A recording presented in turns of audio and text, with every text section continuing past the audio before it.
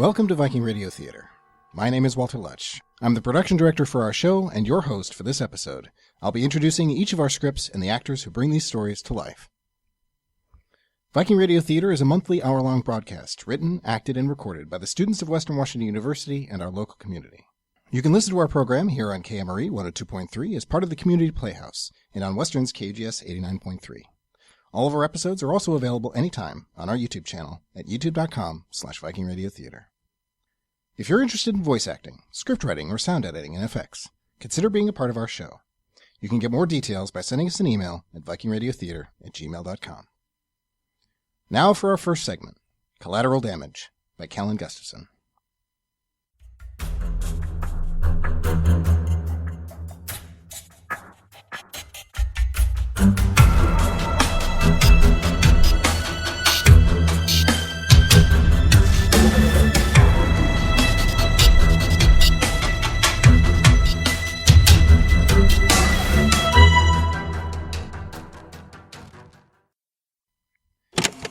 Is that it? Maybe if I just...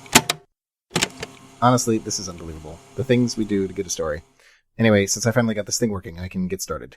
Alan Peters, reporting for the Times. The date is February 12th, 2026, sometime in the afternoon. As for location, well, it's unknown. Somewhere outside Los Angeles, certainly. I was in a car for, I'm guessing, about 3 hours before I was taken into this building. Currently, I'm in a room with no windows, with the door locked. I was blindfolded on the way here, and they've taken all of my electronics. They left me this tape recorder to use. I don't even know where they got one. You can't find them in antique shops anymore. So today I will be interviewing... Mr. Peters, if you'll come with me. All right. I apologize for any inconvenience. We've had to take quite a few measures to ensure our safety. It's fine, really. But did you really have to take my digital recorder? A necessary precaution. So, where is everybody? Not here, Mr. Peters. Did you expect some sort of supervillain lair? Well, no. This is a temporary safe zone we established for this interview. Seems like a lot of work for one interview. It's worth it. I certainly hope so. If you don't mind me asking, what's your name? I'm called H. H, like the letter? Yes. Is that like your code name or something? No. But it's not your real name either. Reality is subjective. Very funny. So, how long have you been part of this organization? Since the beginning. And when was that? You will have to ask your subject. Wait here. It shouldn't be more than a few minutes. I'll be right down the hall if you need anything. Yes, thank you. I've just been left in a room with 2 armchairs and a coffee table. Nothing else. I'm in some kind of converted warehouse or office building. I'm not sure. I don't think I've seen one window. The inside is like a maze. I don't think I could find my way out if I tried. That's probably the point.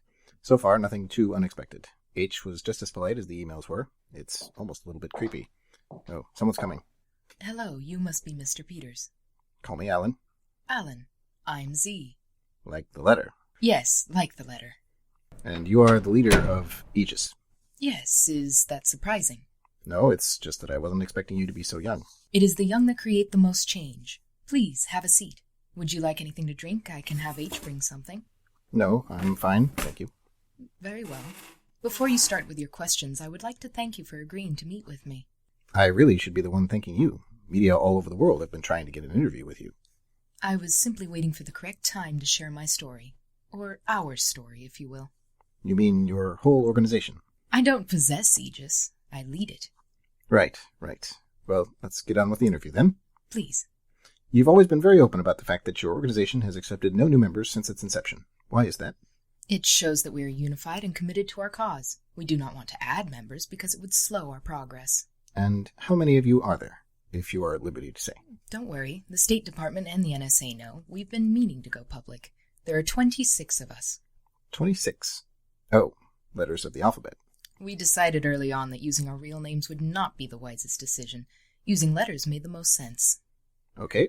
Well, I'd like to let you know that this next question was put in by my editor. I didn't feel it was necessary. Is your organization anti-technology?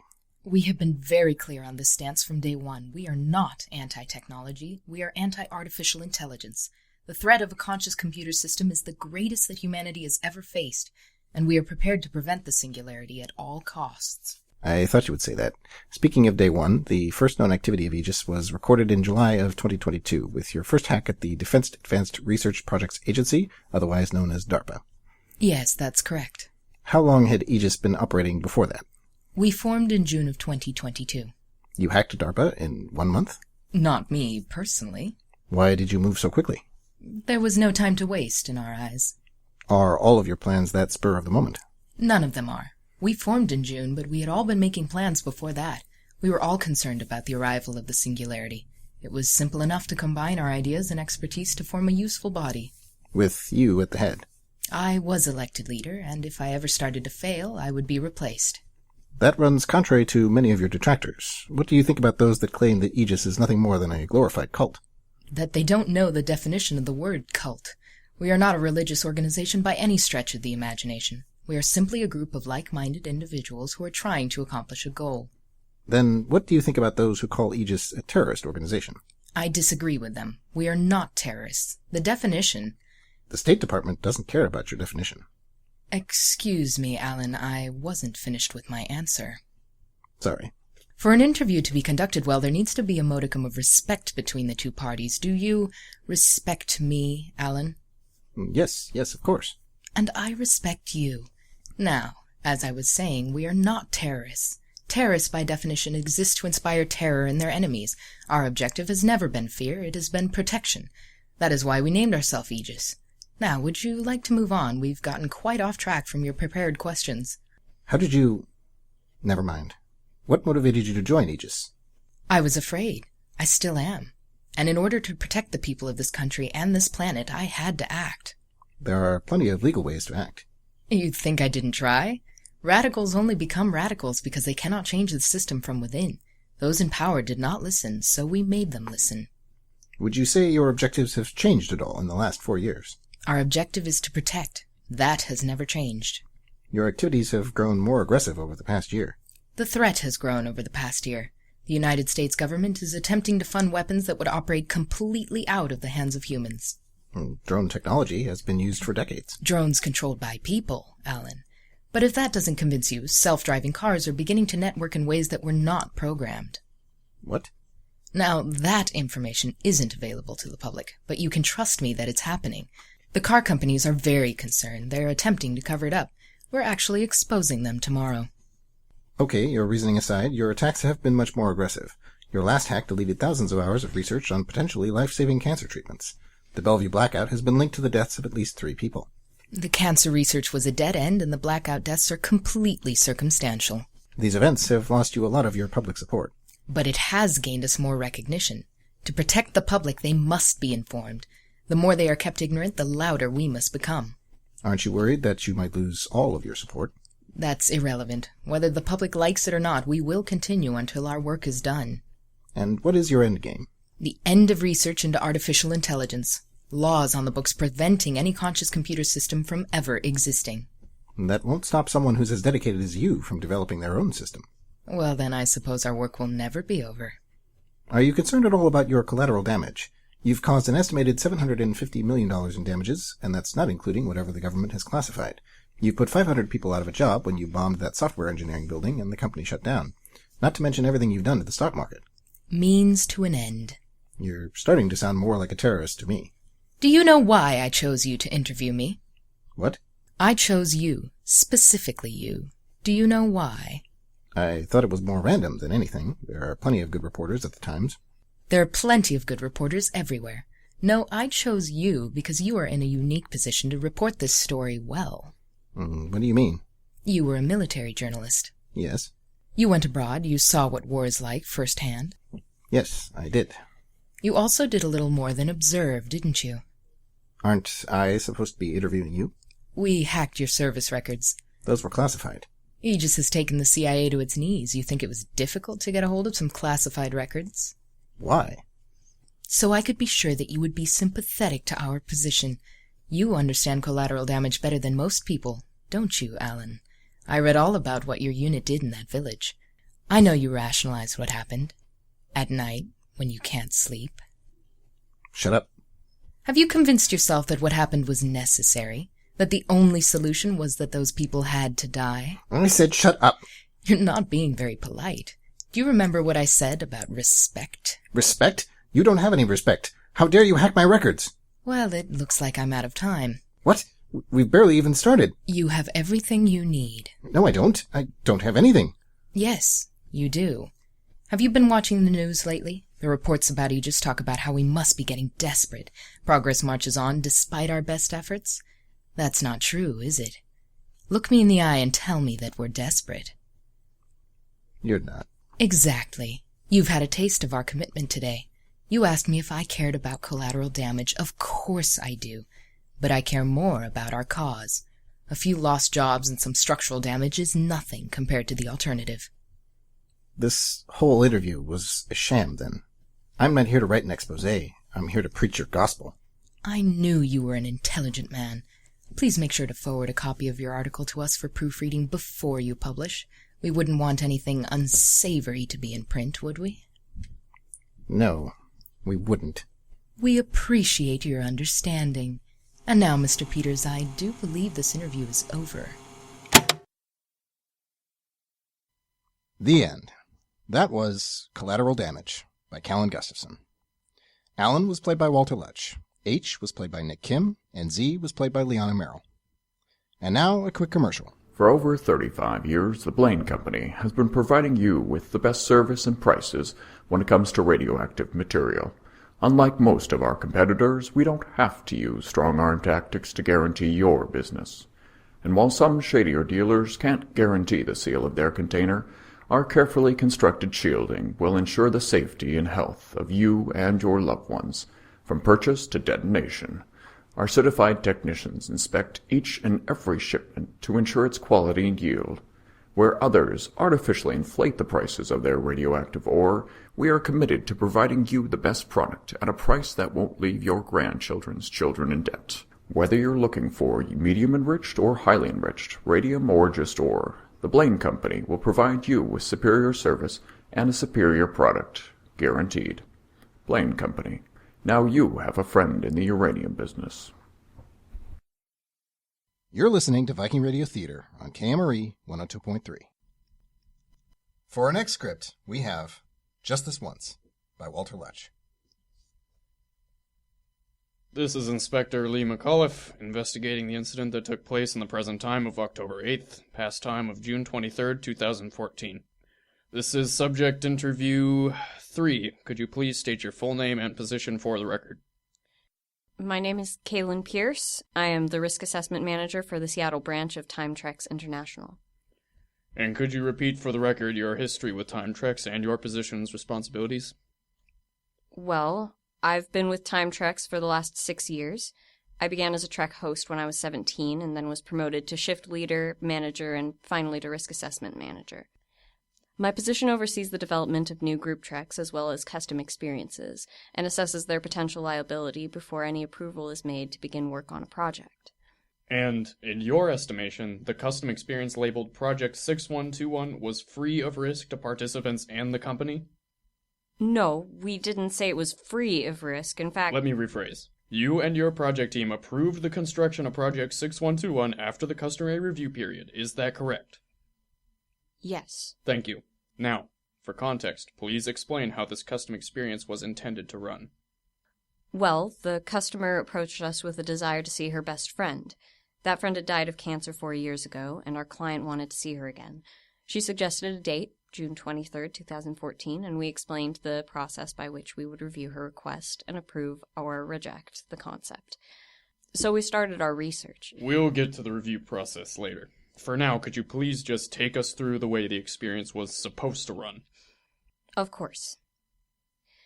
Our client would, using a simulation chair, control a drone who would enter a park in which the target spent about an hour on that particular day. Our client would sit on a bench opposite and observe her friend for about 30 minutes and then take a short walk along the pier, after which we would transfer control of the drone and maneuver it out of sight for transport.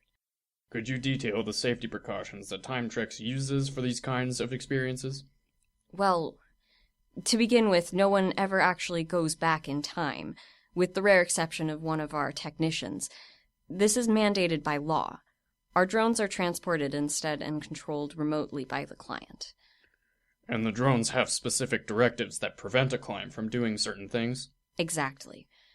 The drones are programmed with their target prior to the experience and cannot approach within 10 feet of that person. They have no speech capabilities, so a client cannot interact with the target. And even if they tried, our technicians can take control of the drone at any time. And yet, in this instance, the client did indeed manage to interact with the target. Yes, in a way. So let's get into it. You were in the control room during this experience. Is it common for the risk assessment manager to be present? Sometimes. A member of the risk assessment team is always present for the execution of a project they've approved. It can be anyone on the team, and in this case, I was interested in overseeing the experience. Could you please describe what happened in detail? Where would you like me to start? Begin when the client took control of the drone. All right. Well, this client had been on previous treks, group ones, before now, so she had no trouble with the drone calibration, which we always do away from people. So she took control of the drone on an empty side street, performed all the calibration tests, and walked toward the park just as planned. And I'm told that this particular drone was costumed as an older, blind gentleman? Yes. We picked that costume to allow the client to stare at the target without arousing suspicion or paranoia. Many of our costumes that involve close proximity to a target are depicted as blind or in some other way have the movement of their eyes obscured. Please continue with what happened. Well, the client followed the plan for a full half hour. She took the drone into the park, made a circuit of the walkway, and then sat at the bench across from the target. And the technicians began to relax. Well, yes. In the very few times anyone has tried to do something contrary to the project plan with a drone, it's usually been early on. Not to mention that with the safeguards in place, we didn't think there was anything our client could do that would affect the target.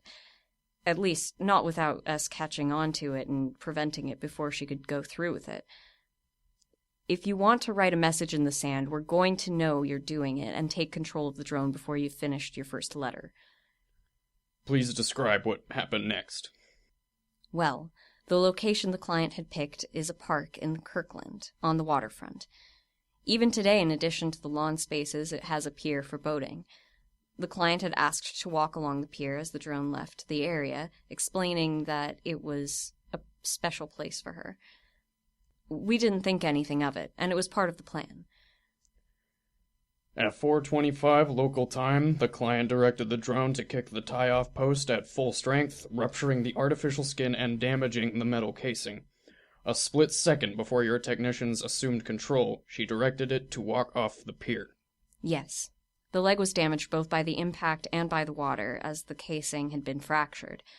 We were able to get the drone heading back to the shore, but progress was slow and it looked ungainly due to the damaged limb.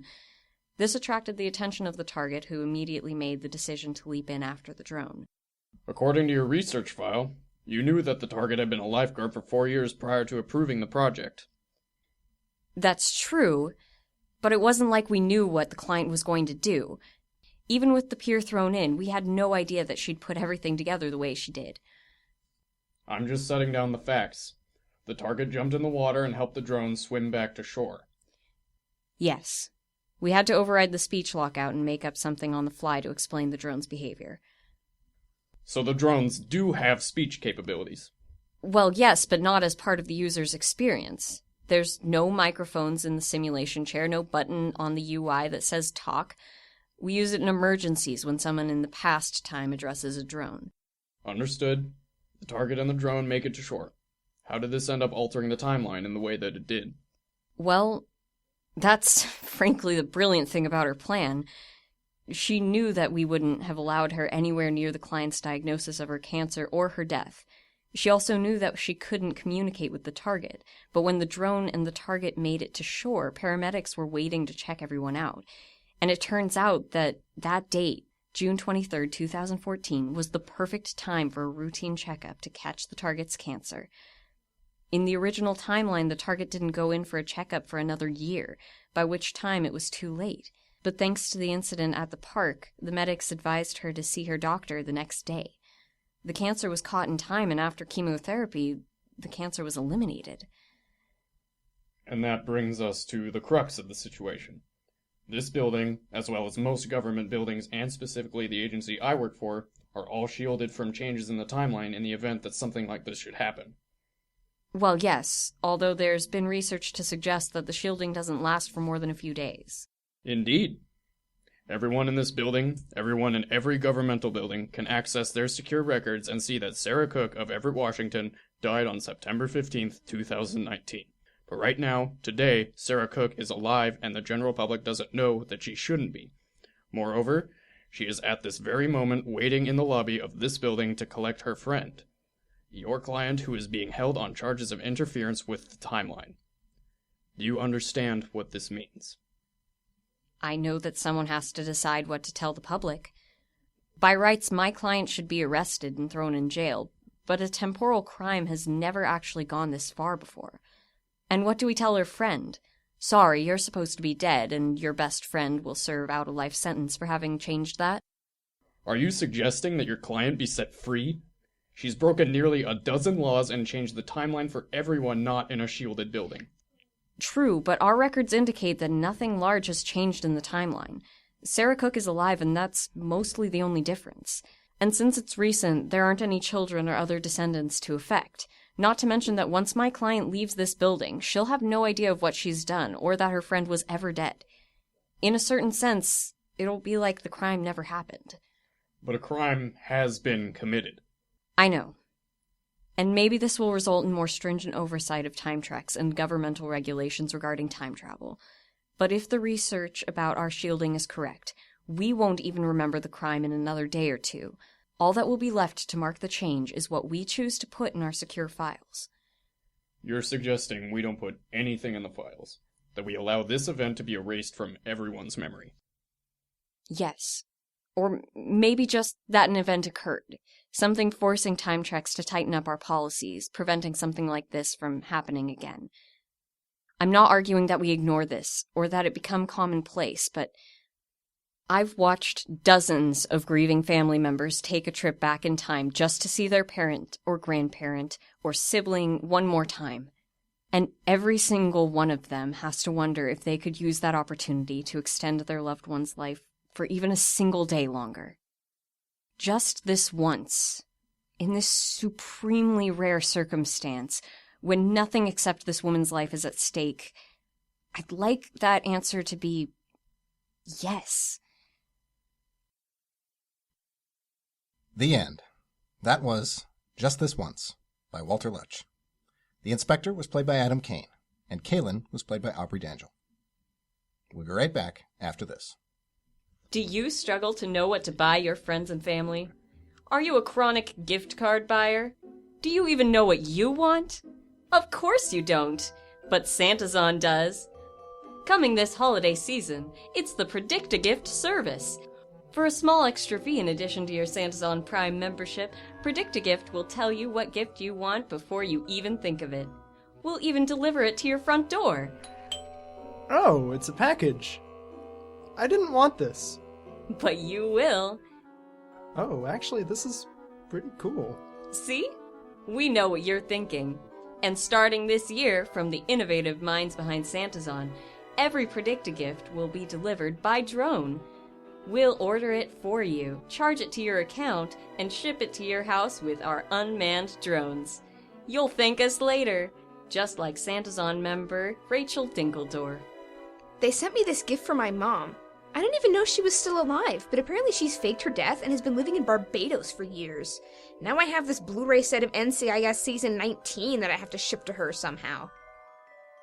Santazon, we know you better than you do. You're listening to Viking Radio Theater on KMRE 102.3. In addition to accepting script submissions throughout the year, Viking Radio Theater is holding our second annual script contest. You can submit a script for the contest between December 1st and January 15th. Prizes provided by the AS Bookstore will be awarded to the top 3 pieces for this year. Also, all of our finalists will be featured in the special Contest Winners episode of our show, which will air in winter quarter. For official contest rules or to submit your work for the contest, email vikingradiotheater@gmail.com. Up next, The Brunch Date by Kallan Gustafson. It is a late Saturday morning in apartment 206. Jessica is sitting at the kitchen table attempting to read a magazine. Kate is in a fetal position on the couch, clutching at her stomach. Why? Why didn't you stop me? Not my problem. You're my roommate and my friend. And you are incredibly stubborn. I'm not. What about the time you decided to suddenly get your nose pierced? I told you the place we were at was sketchy, but you went through with it no matter what I said. And what happened? Got infected. That's right. I can't stop you once you put your mind to something, even if it is dumb. I'm not dumb. You're not, but the stuff you do is. I'm insulted. I'm not the one currently unable to move. I can move if I want to. It's really comfortable on the couch, that's all. I practically had to carry you out of bed. Well, I'm feeling much better. Sure you are. Do you use that tone with your mother? She usually starts it. You're awful. You don't mean that. Yes, I do. You tell me that I'm terrible at least once a week. Well, maybe, but this time I really mean it. Of course you do. There's silence in the apartment as Kate pouts for a few minutes. But seriously, why didn't you at least try to warn me? I did. Twice. But you took both of them as a challenge to your ability, and it just made you more determined. Oh, right. Why did you want to do it in the first place? I don't know. I just see stuff like that and I get so excited I can't help myself. It's a flaw of mine. One time in 3rd grade, this girl in my class bet me her candy bar that I couldn't fit an entire muffin in my mouth. And how did that turn out? Well, I only choked a little bit. A little bit? Okay, the teacher had to use the Heimlich maneuver on me, but I was fine, really. And everyone agreed that I won the bet, so I did get the candy bar. Congratulations. Plus, I won last night. You didn't even have to pay, the owner was so impressed. Whoop-de-doo, you won. We got our food for free. You get your picture on the wall. But you also have a stomachache so bad you can barely move, and I do not envy your trips to the bathroom in the future. You is about right. So, was taking the extra large pepperoni pizza challenge the best idea you've ever had? No? It was a rhetorical question, Kate. Oh. Jessica glances at the clock. Anyway, shouldn't you be getting ready? Getting ready? For what? Your brunch date with Brian. He's gonna be here any minute. Oh, no. So, are you going in your sweatpants? I can't go now! You said you were fine. What happened to stubborn Kate from 2 minutes ago? Yeah. You're right. I can do this. Mind over matter, you know? Kate manages to uncurl herself and gets to her feet. She shuffles to the bathroom, still holding her stomach. Jessica rolls her eyes and tries to get back to her magazine. Jessica sighs and gets the door. Hi, is Kate here? Yeah, I'm Jessica, by the way. I'm Brian, but you probably already knew that. Jessica takes out her phone. The messages from Kate simply reads, "I can't do it." Jessica looks back into her apartment and sees Kate's legs sticking out of the bathroom where she is lying face down on the floor. Actually, she can't make it today. Sorry. What? Why not? She's sick. Oh, that's too bad. Is it that flu bug that's going around? More like a case of incurable stupidity. What was that? Never mind. I hope she feels better. Can you tell her that I'll call later? Yeah. Thanks. Give her my best. Will do.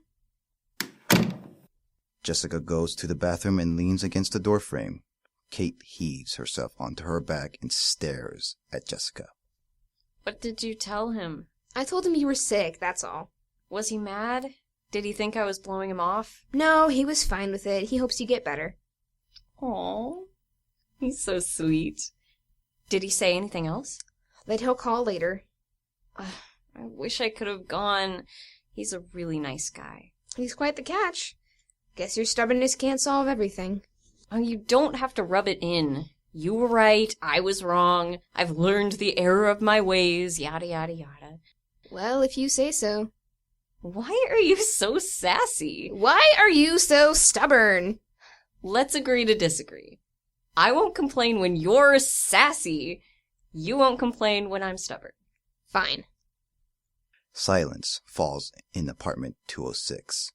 Jessica sits down and manages to get through one page of her magazine. Hey, Jessica. What? Could you help me get back to the couch? I don't think I can move. You know what, Kate?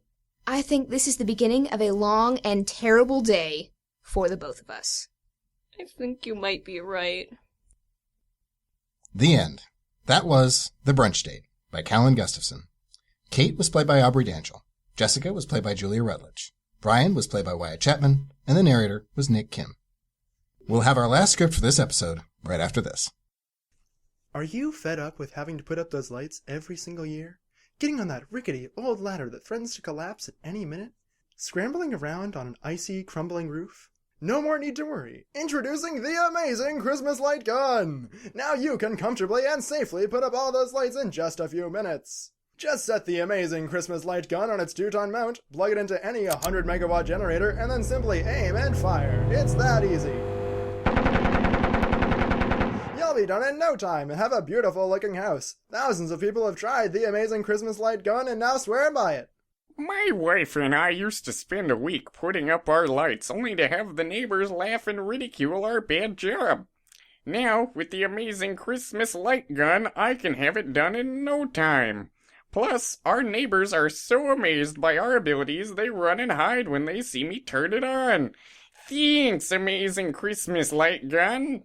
Now you too can experience the wonders of the amazing Christmas light gun. Broodings Inc. is not responsible for you accidentally nailing your annoying neighbors, their rat dogs, or your mother-in-law's Christmas lights. We are also not responsible for chunks of your house going missing during application. Please rapid fire your Christmas lights responsibly. You're listening to Viking Radio Theater on KMRE 102.3. And our final script of this episode is The December Horror by Julia Rutledge. The ship, the December, under Captain Maria Gonzales, is on a mission to explore a group of tropical islands. Several scientists are on board to document the new plant and animal species, and recently explored a small unnamed island. In the lab on Deck 2, Doctors Wright and Owens are analyzing their findings. Over the course of the voyage, the two of them have grown rather close. I'm glad to be leaving that island behind. There wasn't anything there but rocks. Hey, rocks are very interesting. Of course, I have a professional bias. It wasn't all bad. Jackson found a new fish species there, and Harkness found some plant that he's all excited about. I know I should be excited about the fish and the plant because I'm a biochemist and I'm supposed to like all living things, but some of the stuff we're finding just isn't natural. That's what this whole expedition is for, discovering new species that will blow the minds of the scientific community. Aren't you glad it's you, Dr. Alex Owens, that gets to find them? Of course. All humans have a fear of the unknown, though. It's hardwired into the brain. I don't know about that. In my experience, rocks are nothing to be afraid of. Any kind of new rock I find is a cause for joy and excitement. Unless you found a moving rock. If a rock was moving by itself, Dr. Owens, it wouldn't be a rock. Exactly. In their lab on the first deck, Dr. Harkness studies his own findings, while Dr. Jackson reviews her notes. This is fantastic! What about it? Even away from its natural habitat, this sample is still rapidly growing. I think it can get nutrients from anything. Air, soil, water, sunlight. It's like the omnivore of the plant kingdom. Does that mean it eats meat, too? Wouldn't that be amazing? Ouch! The plant sample attaches itself to Dr. Harkness's hand. Before his eyes, it spreads up his arm. Oh my god! Help! As Jackson watches, horrified, the plant covers his body entirely. Soon, the figure standing before her is not a man but a walking plant. It steps towards her menacingly. Don't touch me! Jackson runs for the door. Harkness, or at least the thing that was Harkness, lumbers after her. She does not stop until she reaches the bridge. Captain! It's Harkness! He's turned into... Dr. Jackson, calm down. What happened? Dr. Harkness was studying a plant he got from the last island. Next thing I knew, it attacked him. Covered him completely. Whatever he's become, it's alive. It chased me all the way here. Lieutenant Mauri, go check outside. Bring a gun. Yes, Captain. Lieutenant Mauri leaves the bridge, gun in hand. A few moments later, 2 gunshots ring out from the passageway. Mauri runs back inside. Just before the captain slams the door shut behind her, they get a glimpse of a huge green creature. The bullets had no effect. It just absorbed them. How can we kill it if we can't shoot it? What if we got a sample? We could send it to Owens in the other lab. If he can study it, he can find out how to kill or subdue it. How are we going to get a sample? I was thinking that I would get it. Off of Harkness. Are you sure? You don't know what he'll do to you. I don't know, but I have to get that sample somehow. If you're determined to do this, Dr. Jackson. What can we do to help? Once I cut off a piece of the plant, seal it up and send it over to the lab on deck 2. I'll get you a few knives and a container. A few minutes later, the door to the bridge is slowly opened. Jackson steps outside, holding a knife. The creature, at the end of the passage, starts toward her. When it gets close enough, Jackson slices off a piece of its arm. The creature bellows and grabs her head in both its hands. Tendrils in the plant spread across Jackson's face. She manages to wrench away and sprints back to the bridge. Hurry! I got a piece from Harkness, but he infected me. Mauri, seal up the sample right now. Dr. Jackson, Jamie, you're going to be fine, okay? Dr. Owens is very smart. He'll find a cure for this. The plant engulfs Jackson's face, and within seconds it covers the rest of her body. She has become identical to the creature outside. Mauri, take the sample and go. Get it to Dr. Owens. Are you sure? I can handle this. Clutching the sample, Mauri pelts down the passageway. Luckily for her, the Harkness creature has moved on to a different part of the ship. She throws herself down the ladder to deck 2 and skids into the lab. Immediately, she slams the door shut. Lieutenant Mauri, what? We didn't have time to contact you. There's been a problem. A big problem. Dr. Harkness was infected by his latest sample. It took over his body and now it's roaming the ship. It infected Dr. Jackson just before I left. What? Oh my god. Poor Scott. Poor Jamie. This all sounds a bit unlikely, but what can I do to help? That's why I'm here. Mauri pulls out the sample, sealed tight in its container. She places it on Dr. Owens' lab station. This is a sample that Dr. Jackson was able to get off of Harkness. You've got to analyze it and find an antidote. No pressure, huh? On the bridge, Captain Gonzales is struggling with the Jackson creature. As she tries to lure it into her storage locker, it throws her against the ship's controls. She falls across the bank of dials and switches and hits the ground. There goes the navigation system. She dodges out of the way, and it smashes one of the banks of controls instead. Ugh. And the engine controls. Captain Gonzales circles around the creature, herding it towards the locker. When it gets close enough, she shoves the creature inside and slams the door. Stay in there, you overgrown shrub. All right, damage report. Let's see. Yep, it's as I thought. We're screwed. In the lab, Mauri sits by the door watching Dr. Owens work. Her personal communicator beeps. Come in, Lieutenant. I'm here, Captain. Are you okay? I'm fine. I sealed Jackson in a locker after she messed up a lot of the controls. We've got no access to the engine. The internal power is still intact, so I sent out an emergency signal. I can at least track Harkness. He's been wandering around deck 2. I sealed the bulkheads remotely to keep him away from the lab and the bridge. Thanks. How's Dr. Owens doing? He's a little stressed.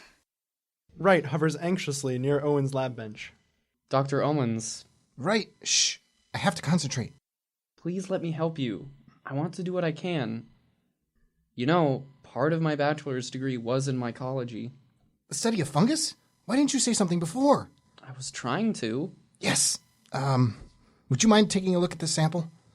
Let's see now. Wow, I've never seen anything like this before. It's a plant, a fungus, and a virus. It's a plant-fungus-virus thing. We can probably still reverse engineer the cells and whip up an antidote. It's going to be a bit more difficult than whipping it up, but yeah, you're right. I'm sorry I didn't listen to you. That's okay. I've always wanted to collaborate with you on something. I just wish it wasn't under such a bad circumstance. The scientists work feverishly for several hours while Lieutenant Mauri guards the door. Finally, it seems as if they have a solution. Oh man, did we do it? We won't know for sure until we test it on our sample here. Look at that, it's growing even without a host. Ugh, that is disgusting. You can inject the thing. All right, I will. Dr. Owens rolls up the sleeves of his lab coat and brandishes a syringe full of the antidote. You're shaking. I'm fine. I was kidding. I can do it if you want. I'm just nervous. If we don't find a cure, we'll all be walking plant fungus monsters. Plant fungus virus monsters. Stay positive, though. If it does work, the plant will die, leaving Harkness and Jackson alive. Assuming they are still alive in there. They both hold their breath while Dr. Owens injects the antidote into the sample. As they watch, the plant turns brown and shrivels up. It works. Sweet. Awesome. Look at us. Great things happen when we collaborate. Wright grabs Owens in a celebratory one-armed hug. Did you find an antidote? Yes, we did. Well done. Now the hard part, injecting it into Jackson and Harkness. Who first? I'll escort you to the bridge. The captain can use it on Jackson. It'll be easier to track down Harkness and inject him when there's more of us. I'll let her know. Mauri pulls out her communicator. Captain? Has Dr. Owens found an antidote? Yes, he has. We're on our way up to the bridge now. Harkness is blocking your direct route up to the first deck. Try going down to deck 4 and through the cargo base. Don't go any lower than that, though. Some of the compartments on deck 5 have flooded. Thanks, Captain. Just keep those two alive, Lieutenant. Gonzales out. Are you ready to go, doctors? Give us a minute to finish putting the antidote in these syringes. There's a syringe case around here somewhere. Oh, here it is. Just put him in there. I'll carry it. What? Do you not trust me? Of course I do. It's just that if we do meet Harkness, I know where to inject the antidote to cause the most damage. I don't imagine they use syringes very often around rocks. Not really. Let's go. The three of them cautiously leave the lab. To take the safer route, they have to go down 2 ladders and through several passageways. Suddenly, Wright stops and grabs Owen's arm. Do you hear that noise? Like a creaking sound? I don't hear anything. It could be Harkness. Mauri, Owens, and Wright peer around the corner up ahead. The creature is nowhere to be seen. The only thing around the corner is a railing and a ladder leading down to deck 5. You're right. I can hear it now, too. It sounds like the ship itself. The captain did say that some of the compartments were flooded. I hope more decks haven't taken on water. All of a sudden, the December lurches to one side. Wright is thrown across the compartment and hits the railing. Owen slams against the bulkhead, and as the ship lurches again, he falls into Wright. Oh, hold on to me. I've got you. Thanks. Everything seems to go quiet. The December is tilted, with the scientist lying against the railing. Mauri clings to the far side of the compartment. Lieutenant, are you okay? I'm fine. Stay there. I don't think the ship is stabilized yet. Even as she says this, the December creaks and groans. Part of the bulkhead begins to buckle under the strain. Hang on. I think it's about to... The bulkhead splits and collapses across the expanse between Mauri and the two scientists. As the ship careens, the railing gives way. Owens and Wright fall to the deck below, along with the ladder and most of the railing. Ah, God! Owens, are you okay? My leg, I landed on it. Oh, my God. I'm coming. Don't worry, I'm coming. Let me just get this railing off of you. Oh, man, I think your leg's broken. How do you feel? Well, obviously it hurts a lot, but are you all right? I've got a few bruises and cuts. I'll be fine. So will I. Listen, Wright, did you bring your communicator? I think so. You've got to call the captain. Find out what's going on with the ship. All right. Let's see. Yes, here we go. Captain, what's happening? The water in the flooded compartments threw off the ship's equilibrium. We should be fine if I can get us to stabilize. Come on. Almost there. And we're stable. The December stops lurching and rights itself. As the structure settles, it still echoes with groans of steel beams under pressure. How are you two doing? Mauri called me and said you fell off the deck. We survived, but Dr. Owens' leg is broken. He's hurt pretty badly. I'm fine, really. And the antidote? I've still got it. It's with us. You said Mauri called you. Is she all right? I think so. When she contacted me, I was a little distracted. Harkness has made it down to deck 4. You'll have to go up a few decks now to avoid him. We can't get back up from here. The ladder was destroyed. We'll have to go across deck 5. Compartments 19 and 20 are blocking your way. You can't go through those. They're the flooded sections. Hang tight. I'll figure out an alternate route for you. I don't think there is one. That's the only way through. No. Stay there. I'll get Mauri to help you. We don't have a choice. We're running out of time. Right. Don't go through the flooded deck. That is an order. Right out. Are you seriously suggesting going through the flooded compartment? There's nothing else to do. Even if we could go up and around, we'd be right in the creature's path. Take this, then. Owens reaches into the pocket of his lab coat and pulls out the case holding the syringes. The antidote? It's up to you now. You've got to inject it into Harkness. You want me to leave you here? I'll only slow you down. You said it yourself. We're running out of time. No, that's ridiculous. I'm not leaving you here. It'll be easier to pull you through the water than helping you up all those ladders anyway. You're going to make me swim through the compartment, too? I'm a strong swimmer. You'll be safe with me. Come on. Up you get, you self-sacrificing moron. Please, right. Put your arm around my waist and lean on me. There you go. You still got one working leg. I know it hurts, but you can do it. Wright and Owens slowly make their way across deck 5 until they reach bulkhead 19. Wright leans Owens against the wall and opens the door. Water flows out through the opening and laps at their shoes. Beyond, the floor of compartment 19 is covered in a knee-deep pool of water. Let's go, Owens. Don't have much of a choice, do I? None whatsoever. I didn't say thank you for taking me with you. No, but you don't have to. I wouldn't leave anyone behind. Especially not you. I mean, it's just, over the past few weeks, It's okay. I know what you mean. Here's the ladder down to deck 6. Good God, it's like a swimming pool. If we can swim through it, there's a door leading to compartment 21 on the other side. That door must be 12 feet down. What? All we have to do is sink. That's not helping very much. Owens, I'm not going to let anything happen to you, okay? Don't try to kick with your leg. Just let me pull you along. All right. Deep breath. It's pretty far down. Wright and Owens both fill their lungs and dive into the 12-foot deep swimming pool of compartment 20. Wright hangs from the collar of Owens' lab coat. By the time they reach the bottom, Owens' eyes are barely open. With his last reserves of strength, Wright turns the wheel of the bulkhead door and gives it a shove. The change in pressure shoots them forward into compartment 21. Wright splashes towards the door and slams it shut before the whole compartment floods. We made it, Owens. Owens? Dr. Owens lies unmoving in the pool of water on the floor. Wright rushes to his side to check his pulse. Alex, why aren't you breathing, you idiot? Wright puts his head to Owens' chest. When he doesn't hear a heartbeat, he furiously begins performing CPR and rescue breaths. 28, 29, 30. Come on, don't you dare put me through this. 1, 2, 3, 4, 5. Right. Oh, thank God. How do you feel? Absolutely awful. You've bruised my chest, right? At least I didn't break your ribs. It feels like you did. I guess I have to thank you again, don't I? Seriously, you don't. Wait, what's that noise? Harkness moved to deck 4. He could have gone up and over. Stay here. I'll go and take a look. The creature suddenly looms in the doorway. Ah! Use the antidote, you muffin! Oh yeah. Dr. Wright pulls out one of the syringes and brandishes it at the creature. When it swipes at him, he ducks under its arm and climbs onto its back.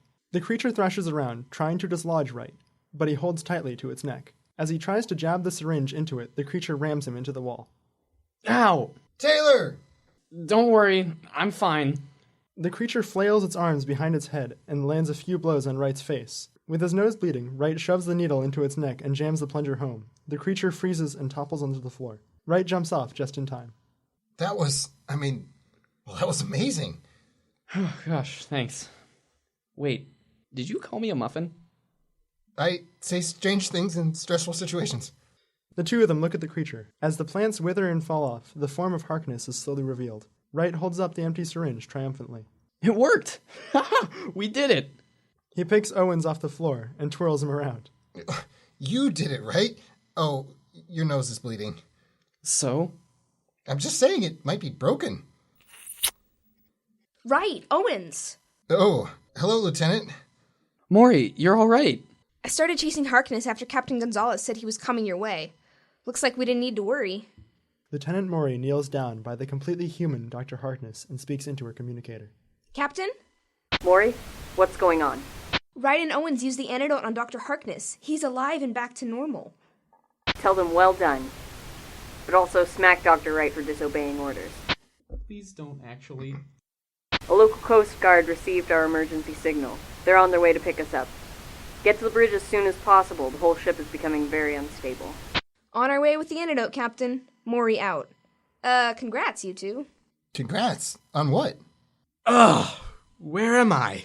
Dr. Harkness, welcome back. Follow me to the bridge. We'll get you some clothes on the way. Are you two coming? We'll be there in a sec. But what did she mean? Shh, Alex. The two of them wait until Mauri and Harkness leave the compartment. Are we on first name terms now? If you want to be. You're the one who kissed me. You've wanted to kiss me for ages. Well, yes, but... We should go back to the bridge. You heard what the captain said. Lead on. I'll follow you anywhere, Taylor. Shut up. Come on. The end. That was The December Horror by Julia Rutledge. Owens was played by Walter Lutsch. Wright was played by Adam Kane. Harkness was played by Mitchell Parker. Jackson was played by Liana Merrill. Gonzales was played by Aubrey Dangel. Mauri was played by Julia Rutledge. And the narrator was Wyatt Chapman. With that, we've come to the end of another episode of Viking Radio Theater. For more information on future air dates on KMRE and Western's KUGS Radio, check out our Facebook page at facebook.com/Viking Radio Theater. And you can always listen to all of our past episodes on our YouTube channel, youtube.com/Viking Radio Theater. And don't forget, our 2016 script contest is open to submissions from December 1st to January 15th. Email us at vikingradiotheater@gmail.com for more details. The writers who contributed to this episode are Kallan Gustafson, Walter Lutsch, and Julia Rutledge. Our chief sound engineer is Blair Lorenzo, and Viking Radio Theater's theme music was written and composed by Kat Miller. From the cast and crew of Viking Radio Theater, thanks for listening.